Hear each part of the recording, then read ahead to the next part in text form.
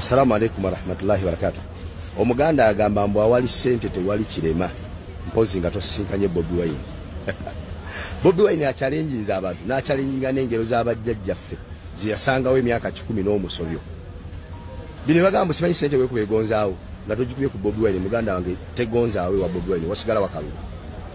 Museveni sente zaatadde mu kulwanyisa Bobi Wine okuva Bobi Wine lwe yajja.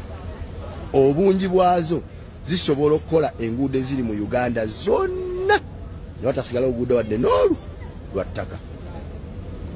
Era singa kye yakola naga nti sente ze mbadde ngenda okukola kulwanyisa Bobi Wine kankole enguudo za Uganda zonna. Kati saawe singa atugamba bannange mulaba emyaka 5 gye mmazeeko nti ye nkoze enguudo eziri mu Uganda zonna obutalekayo na lumu lwa ttaka ffenna nga tukiwako obujulizi nti kituufu. Kati munyongere emyaka emirala egi nzimba amalwaliro ga Uganda gonna obutalekayo wadde n'eri gonanga zimbe tubadde tujja kamuwanga tulwana kubanga tulina kye tulabirako n'essente zonna yazikwata nga bamulimbye mu awali sente tewali kirema n'alyoka aziiwamu zonna Bobi Wine n'alema.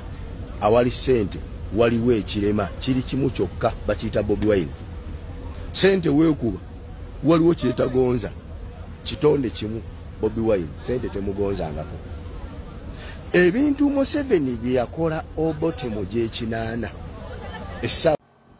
kigenze ku likodi kigenze mu byafaayo bya Uganda mpuuka kyakoze ne Muhammad Nsereko ne Mukaku n'Abeidi ne bannaabo abalala mugenda kubalaba nga bamye kaadi nabo bagenda babeegatteko. Abantu abo bataddewo likodi be baakakola ekibiina naye nga ekibiina kyabwe nabo baga nti bavuddemu opposition nate nga kirwanyisa opposition.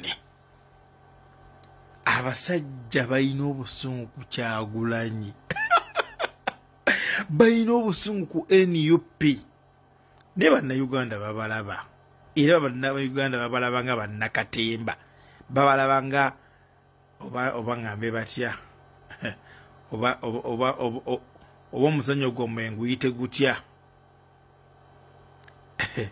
mbayite batya abasajja abo bonna akabondo kaabwe kambayite ba dingi doole family dingi doole family waliwo yafuuye n'adduka emisinde mutambula muwunya nekibbi mu mpale.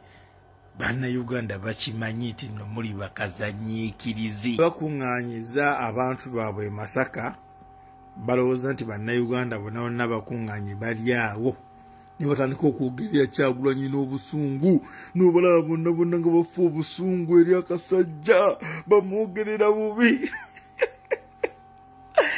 Basajja mmwe Katonda ono mulungi Kyagulanyi okujja bannange. Mukama Katonda yatusindikira Kyagulanyi n'alugamba onajja bajjako ekifo kibabadde ku maaso ebbanga lyonna. Basajja mmabo obusuuti nga mwali mwatusiriwaza nga mwefuna nti mwabogera enzongo mu Parliament tugenda basimbako abantu mugenda kuvaayo mwenna temusobola temulisobola. Obuteebu nene mubuguze nnyo mwe bana bampagirire mwobereza abazadde bammwe n'abamu ne mubeegulira. Butebe bulungi nnyo mbutunda emitwalo 7 mbutunda emitwalo 7 je mugulire bazadde bammwe entebe zino byo mwegulire butebe bunene miliyoni nezisuka mu ebbeeyi naye bano buli ku promotion mbutunda 7. Nina ekintu kyengendera era nkyebuuza nnyo lwaki omuntu bw'otandika owakanya Kyagulanyi niwoba ng'obadde mugezi otya amagezi galina engeri gigabulawo kitegeera ogenda olaba nga statement z'okola tezikyakwatagana. Nina akantu mwami Muhammad Nsereko kayogedde nineewuunya ne ngamba omusajja omugezi yatuuka atya wano agambye nti tetugenda kuwa muntu atalina ntebe budde obudde tugenda buwa mwami Museveni nasonga mwami Museveni yalina entebe gye twagala n'ensirika mpulirize kyokka ayogedde speech yonna ng'obudde abutadde kwatalina ntebe yonna speech nga ayogera kwatalina ntebe. Gwatugambye nti mwami Museveni gwagenda omaliyako obudde tayogeddeyo kintu kyonna n'agamba nti kati ono tugenda mujjako tuti akoze lino eggwanga lyaffe ikoze kino eno era entebe agina mukyamu obudde bonna obadde kwagambye nti tagenda muwa budde lwa nsonga talina ntebe. Okitegeera amangu ago wamaze okyogera n'akyerabira kyayogedde n'agamba kati ate kanzire kwatalina ntebe gwe mala nikukola ki odiscussingako era speech yonna agimaze amatiza abantu obubi bwona atalina ntebe. Oshegera kati wone muzandira amagezi gawa abasajja gamala ne gaddawa. Ono nyongera okubajjukiza president wa Uganda yaddako okyegere ekintu ekyo era atadde empapula n'atusaba atukwatire ebbende akati munvugire video eno mumuŋŋambire tinze Shama ntaddeyo application nange gyali nga yenza akulira task force ye ku media nze nkulira Kyagulanyi task force ku media wano nze agikulira yeteekeo n'omusajja ku ntebe yenze katweyongereyo Munnayuganda nakugambye njagala tutereeze ensobi eyakolebwa ng'essaawa eno mu Uganda yegenda mu maaso gye bali mu kuvuga bagitusuulemu naye ffe tugenda kikkiriza nedda. Lwaki video zino musobola ziraba nga ali mu kuddamu ebintu byenkola naye si we kiri. Ebintu bino nasooka ne mbibasomesa ne mbagamba ebintu bino mu biwe time mugenda kubiraba nga bituuse mu Uganda nga bizze kubanga ki nakugamba nze nkusomesa ekyo kye batakulaga. The invisible force eri mu eno revolution. What is this revolution all about?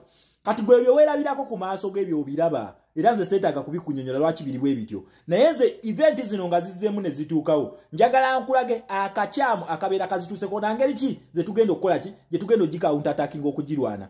Already ekintu ekitambula mu Uganda awo baasasudde ne ssente wano ku media waliwo abakuba pokopoko betumanyi abagamba nti National Unity Platform the Revolutionary Movement oba the Revolutionary Political Party yeetaaga yeegatte ekole harmonization n'ebibiina ebirala. Video nagibazanyidde kuno n'abalala kati ku live ez'enjawulo batandise okugenda nga babitambuza babiwuŋŋeesa tujja bakwata kamyu tubanyiga emimu egyo gye bataabanyiga nga mukyali bato babagambye ffe twetaaga harmonization.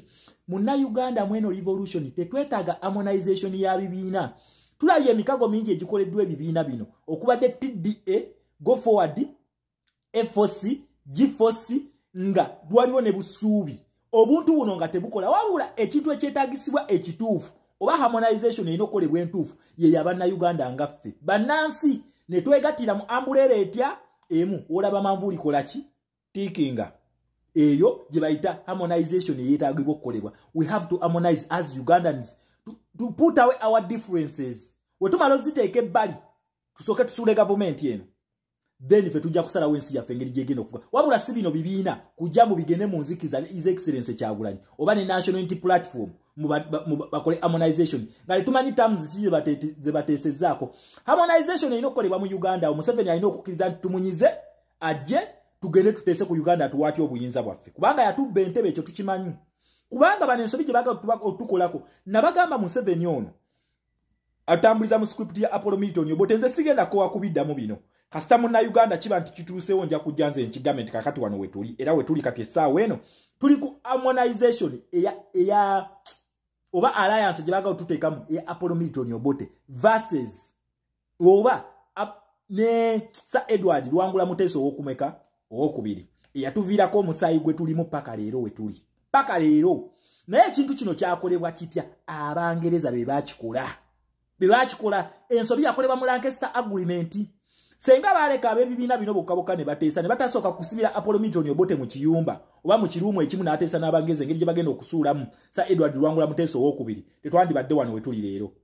Okitegeera ekintu kino era ebibiina bino ekintu kye byali birina okukola kya PUPU kwegatta n'abantu kubanga KY movement yaliwo ey'abavubuka abo emala efuuka ekibiina byajja ne yeegatta bwegasi PU ne KY neefuuka ki nekifuuka ekintu kimu. Basoga, Baganda, Banyankole, Banyolo, Balugwala, buli tribe ya mu Uganda awo ne twegattira ewantu wamu then ne tulonda ne tugamba we are going with National Unity Platform. Kakati abantu bano kye bali mu kubala babala agreement eno bakimanyi tisenga batuteeka mu agreement bo already tebalina maanyi bakimanyi tebalina maanyi tebasobola kuwangula ba LC1 tebasobola kati baagala batapinge masanyalaze gaffe batulage nti okwegatta kwabwe kwe kwakoze eki kwe kwatuusiza ku victory gye tuliranga naye nga ffe tugamba senga bannayuganda tuneegatta tubeera tumumaze. Kino ekintu kino kiddira ddala ku mwaka gwa 1894 nga bakwata okureducinga amaanyi g'abassekabaka Biden Ssekabaka Mwanga ye yaliko okitegeera bano abazungu abatukolera police eno gye tugenda mu leero ku exercising democracy and human rights nga bali abasigadde babadde nga mu byakifere nga busiriwaza okureducinga amaanyi ago baagajja ku Bassekabaka ne batutwala mu kalulu ne bagamba nti kati abantu bagenda okukola ki okusala wabula nga luli Bassekabaka ba delegating nga bu delegating Museveni byakola kati yabadde ng'asalawo seba ani alina okubeera MP, ani alina okubeera RDC, ani alina okubeera bwati. Buli kifo Museveni yabadde akisalawo, kitegeeza nti yakwata amaanyi g'Abassekabaka n'agajja mu ffe abantu n'ageddiza. Kakati ne tugamba polisi tekola bweti, katugende ku polisi entuufu gyekola ki gyekolera, then tulabe oba kyokola kyekyo. We tumaze obba challenge nga bonna ne babiraba nti kituufu obusajja bugenda tutegula, bano nabo babbi buno obubinja buno bubadde nga mukutta abantu mwebali. Gavumenti eweegwa temulooza nti NRM yokka be tugenda okusiba, mulimu n'aba opposition abadde beteeka mu bino ebikolobero. Kaakati nabo beetaaga bargaining chip, naye kati baagala batuteeke mu closed agreement eya Apollo Milton Obote ne Ssekabaka Luwangula Muteesa ookubiri. Okitegera ekintu ekyo? Tetugenda kubikkiriza bino, tetujja kukkiriza. Kati batandise okuvuga ekibozi kya harmonization. Mubannange twegatte we banyiga gundi. Amaanyi g'ebibiina si kwegatta. Amaanyi g'abantu kyekikola ki kyekisula gavumenti, so si maanyi ga bibiina. Temutusiriwaza. Okitegera ekintu kino? Kobote kaabala omupiira guno kaagubala. Kati Museveni script gyali mu kuvuga. Kati Museveni ayagala tamuzize zonna azise mbana abafere. Then at the end of the day bajiba tukabe mulaba wetwegase government yagudde. What do they have to put on the table? Nga n'abantu ababeera mu zi meeting zaabwe babeera basasule. Akasajja k'e Masaka kasombye taxi nga bonna bawa ssente. Information twagifunye dda. Buli abadde mu delegation ya Mpuuga yaweereddwa ekizike. Ne bananga bavubuka baffe mwefudde cheap. Bavubuka be Uganda muli cheap. Kyovula mutandise okufiira mu bintu bya NRM. Emitwalo 5 mbogende wa Mpuuga nga mululunkana. Emitwalo 5 mumanye obugagga Uganda obwetuddeko. Naye mwe senga mumanyi ssente ezaali ziweebwa Shama. Senga mwali muzimanyiiko. Wendibanga tumaze okyusa gavumenti ndizibagamba. Naye I know.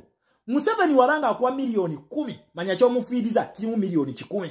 Wakuwa milioni 10 omanya omufiiriza biliyoni. Waba akuwa biliyoni manya omufiiriza triliyoni.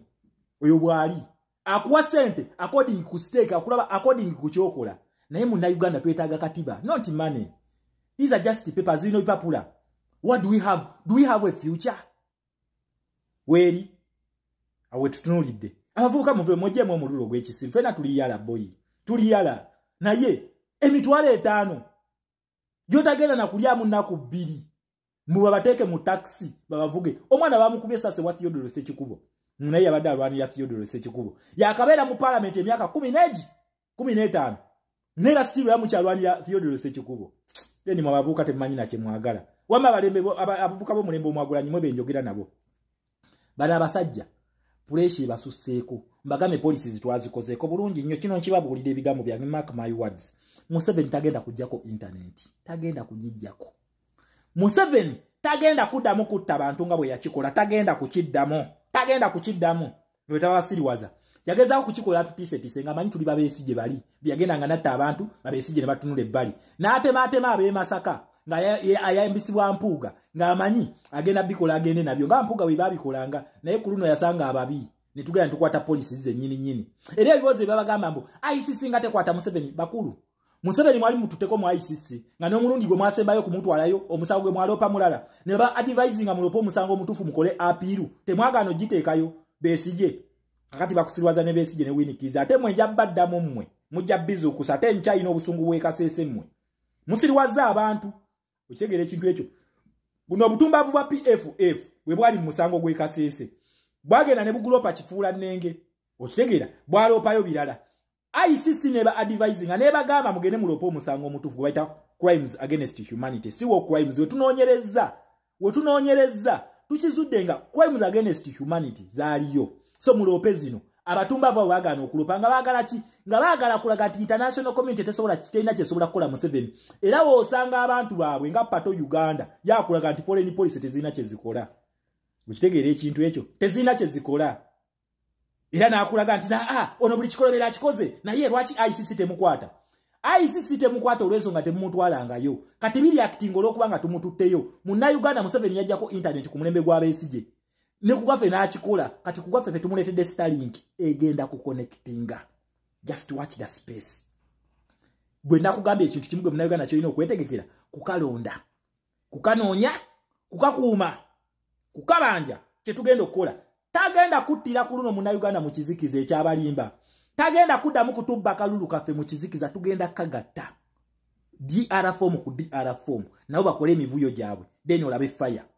tugenda kubeera ne alternating polling station tugenda kubeera nayo obwa musota tegusobola kuwajjira mu kifo kimwe emirundi ebiri nga gwe toyiga obeera mu siru kyemuga tisobola kuyigira ku nsobi zaatukoze so muna Uganda the world is standing with us